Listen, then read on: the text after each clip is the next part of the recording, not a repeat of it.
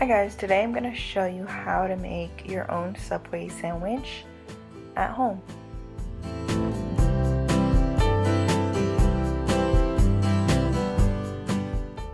The ingredients that you need are some bread of your choice. You may find it at any grocery store in the bakery aisle. I'm using wheat sub rolls. The vegetables I will be using are some lettuce, olives,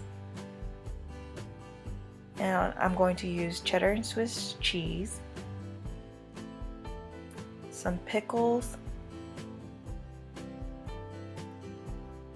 whole pepperoncinis, jalapenos, light mayo, and then the protein of my choice is going to be tuna. I like using tuna because it is already flavored from the packets that you can find at the grocery store. I'm going to use honey barbecue today. The first thing you're going to do is to take your bread and then go ahead and cut in the center. Then you're going to separate it so that you can start putting cheese on one side of the bread. Although I am using shredded cheese, you may also use the thinly sliced cheese as well. Then if you would like to toast it, here's the time to do so. If you don't, you can skip it and start putting your vegetables on it.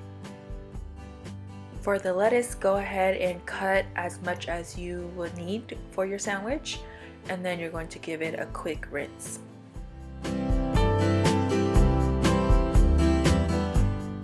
If you decide to use pepperoncinis, then go ahead and take a couple pieces out of the jar and then cut it into thin pieces.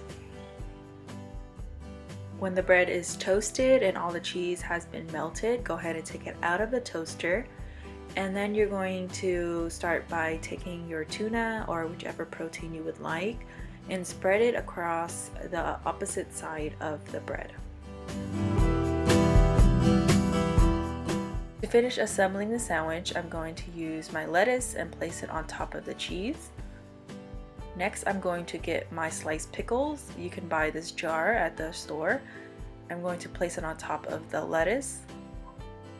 And then I'm going to use olives. I like a lot of olives, so I'm going to place that on top of the pickles. And then you could put your sliced pepperoncinis and jalapenos if you like it spicy. You can also use salt and pepper if you would like. I'm just going to use light mayo and place it on top of the tuna. And then with a flat knife, you're going to flatten all the vegetables inside the sandwich and then go ahead and close it up. And that's how you make a tuna Subway sandwich at home. Enjoy!